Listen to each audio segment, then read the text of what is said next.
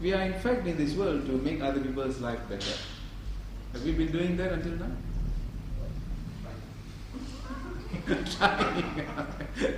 We have been trying to make other people's life better by making ourselves better, isn't it? But it has not been happening because we have not been improving. Because we have not been taught. Don't feel guilty. It's just that we have not been taught. Now we have been taught. We have been taught to intensify this. There is an external school, there is an internal school. External school takes part in rituals. Rituals, this ritual and that ritual and this ritual. Very slow progress. Very few people have great progress in rituals. The only one we have seen over the last few hundred years was Ramakrishna Paramahamsa. A person who was involved in rituals but attained the highest level of realization. There's only one or two.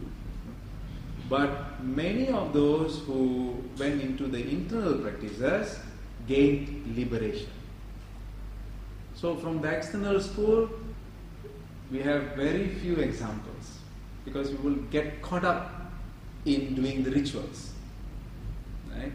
And the time and energy and the finances that we put to the external ritual, if we can divert it to the internal ritual, we will be able to save a lot.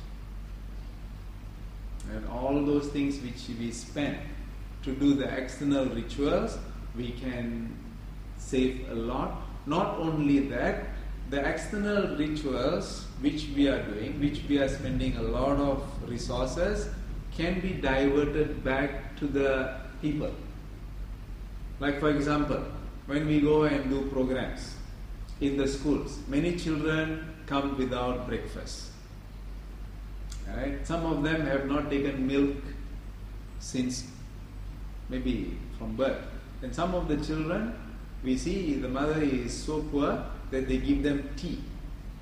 Not milk, tea, because they can't afford milk. There are some families where if you come for programs and you will see that in the meetings, some families are called the bread family. You know why they call them bread family? They can't afford rice. Their daily food is bread, and some neighbors or some good people give them curry. And today we was having a short meeting and then asked them how is the improvement. They say they try to give them rice, they don't want to eat because they're not used to eating rice. So they give them more bread. Vegetable is virtually non-existent in their lives. Milk, forget it. So this is not in Timbuktu. This is in KL. This thing is happening in KL. So what we are doing? We are buying lot of things and giving God. Because God is coming in their dreams and saying, give me milk, give me fruits, give me this. God is coming in and telling people to spend money to give God all this. Give me flowers, give me garlands, give me money, give me this, give me milk, give me honey, give all this. You're coming in people's dream and asking to give. Whereas God's creation is drinking water.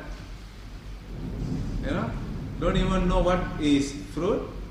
And a 14-year-old boy is this big.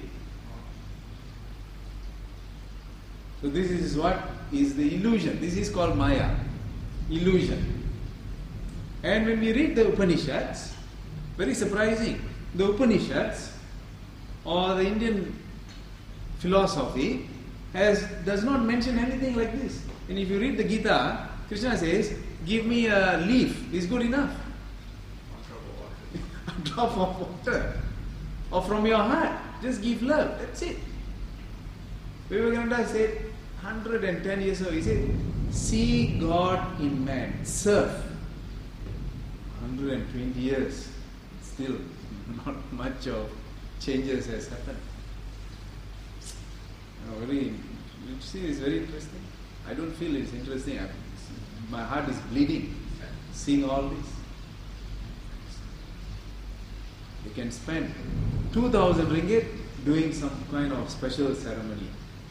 The 2,000 ringgit can save a few families. If you say all this, you are not a Hindu. you're not following the religion. Huh? So this is what's happening. But just because of that, you don't stop saying, you still have to say it, isn't it? You still have to say it. Truth cannot remain hidden very long, because this is truth that is spoken in the Upanishads. The Upanishads say this. For all this, who takes the fruits? Who takes the milk?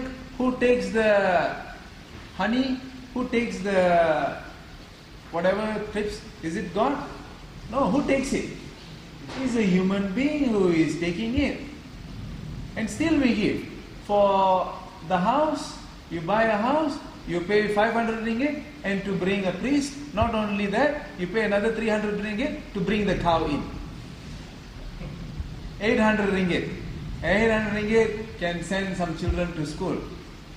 There was one boy, we were discussing today, the father drunk, sends the children to home, to the school, and then the small boy, standard 3, standard 4, walks with his two sisters, standard 1 or standard 4, 10 kilometers back.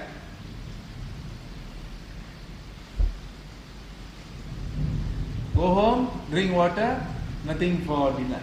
Sleep, empty stomach. Happening where? In KL. Right in front of us.